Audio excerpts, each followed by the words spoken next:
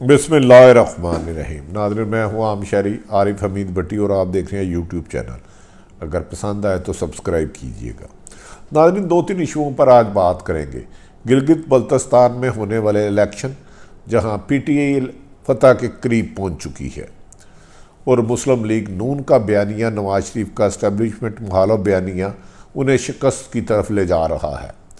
जबकि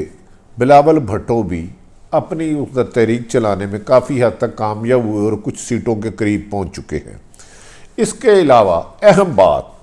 जरदारी नवाज शरीफ की दूरियां किस वजह से बनी। मरियम बिलावल भुट्टो को 1-to-1 मुलाकात में कायल ना कर सकी और बिलावल अपनी ज़िद पर कायम रहे और मरियम को कहते रहे कि इस्टेब्लिशमेंट से मुफाहमत का रास्ता ही हमें आगे ले जा सकता है। मरियम ने इस मायूसी के आलम में गिलगित बल्तिस्तान इलेक्शन पर धांधली के इल्ज़ामात लगा दिए और हमज़ा से भी नाराज़गी का इजहार किया। जब दूसरी तरफ पाकिस्तान में भारत की तरफ होने वाली साजिश, जिसमें पाकिस्तान में अरबों रुपए लगा के दहशत गर्दी करवाने के लिए पैसे तकसीम किए गए, ख़ुसूसन लाहौर, पेशावर, कराची को टारगेट और अहम सियासत, इसके बावजूद मरियम नवाज बज़िद क्यों है कि उन्होंने इलेक्शन मूवमेंट चलानी है, जबकि पंजाब में FIA और एंटी करप्शन या एंटी करप्शन कह लें या खाली करप्शन कह लें, बहरहाल उसका नाम असल एंटी करप्शन है, इन्होंने अपनी कार्रवाइयाँ तेज़ कर दी और मुखालिफिन और मुकदमात के इंदराज में रोज़ाना तेज़ी आ रही है और गिरफ्तारियाँ भी आइंदा आने वाले दिनों में बहुत मुतवक्को हैं। नाज़रीन, सारी सूरत हाल पर आपसे तफसीली बात करेंगे। गिलगित बल्तिस्तान का एक हिस्ट्री है कि जो जमात कौमी असम्बली में बायस इक़्तिदार हो वो इलेक्शन वो ही जीतती है, लेकिन इस दफ़ा थोड़ी सी दिलचस्प सूरत हाल हो गई। कराची में PDM के होने वाले जलसे में मुबैना तौर पर IG के गिरफ्तारी के बाद, आर्मी चीफ के बिलावल भुट्टो के फ़ोन के बाद, बिलावल भुट्टो गिलगित बल्तिस्तान गए और वहाँ पीपल्स पार्टी की अच्छी तरीके से मूवमेंट चलाई, बड़े बड़े जलसे किए, लेकिन ये तमाम तर जलसे उन्हें कामयाबी के करीब ना ले जा सके और बज़ाहिर अभी तक PTI का पलड़ा खासा भारी नज़र आ रहा है। बिलावल की देखा देखी मरियम नवाज ने भी मुख्तलिफ टोपियाँ और ताज पहन कर गिलगित बल्तिस्तान में जाके जलसे जुलूस शुरू कर दिए, लेकिन वहाँ उनको कहा जाता है कि खासी पजीराई नहीं मिली और मैक्सिमम 2 से 3 सीटें वो ले जा सकती हैं। गैर जानिबदार हल्के के मुताबिक गिलगित बल्तिस्तान के आने वाले नताइज जो ही कुछ ही देर में अभी आपके सामने आने वाले हैं, इक़्तिदार का सेहरा PTI के सर में सजने वाला है, जबकि पीपल्स पार्टी कोशिश करेगी कि अपनी मिलने वाली जमातें मुस्लिम लीग नून और आज़ाद को मिलाने जा सके, लेकिन गैर जानबदार हल्के PTI की तरफ जा रहे हैं।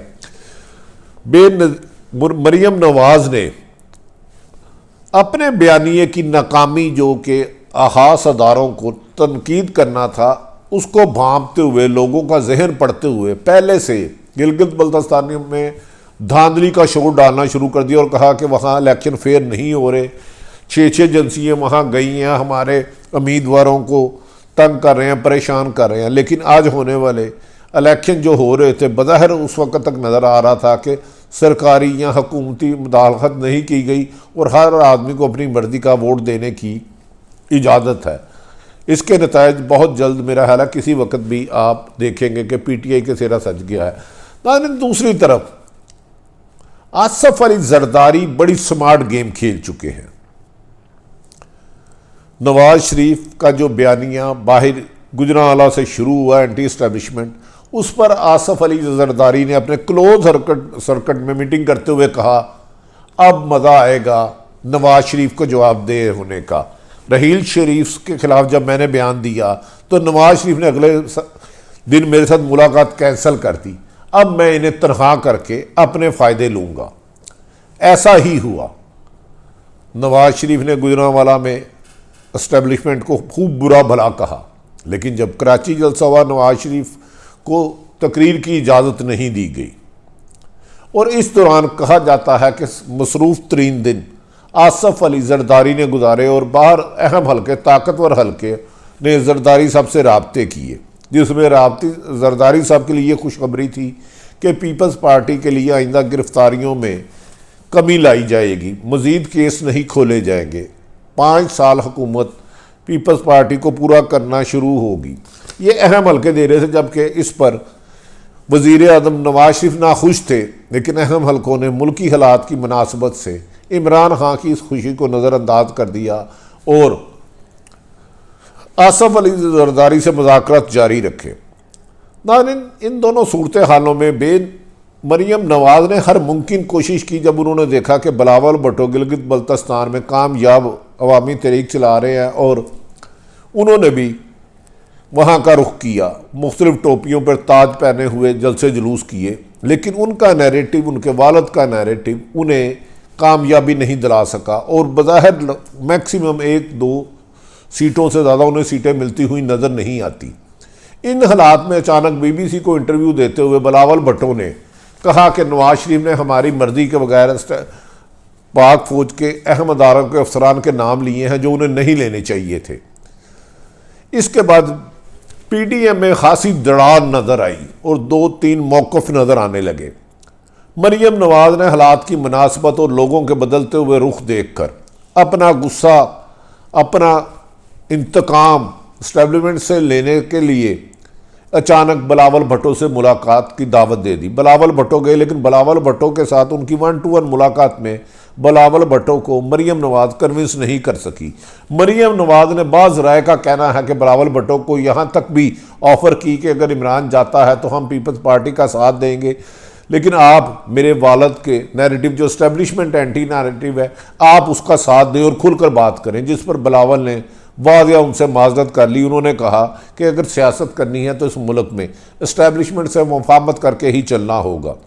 इन दोनों की तवील बहस और मरियम नवाज़ की पीपल्स पार्टी को ऑफरें भी काम ना आई और मरियम नवाज़ ने उनको मना ना सकी और बिलावल भुट्टो ने आहिस्ता आहिस्ता अपनी PDM की दीगर सियासी जमातों को अपना हमनवा बना लिया और उन्होंने कहा कि मरियम नवाज़ के बयानिए पर चल के नुकसान हो सकता है और हम कामयाबी हासिल नहीं कर सकते।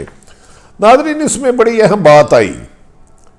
कि इस दौरान ISPR की तरफ से एक बहुत लंबी प्रेस कॉन्फ्रेंस होती है और कहा जाता है कि पाकिस्तान में भारत ने 30 से करीब दहशतगर्द दाखिल कर दी हैं जो अफ़गानिस्तान और भारत में ट्रेनिंग लेकर आए हैं। 22 अरब दे दिया और 80 अरब मज़ीद होगा।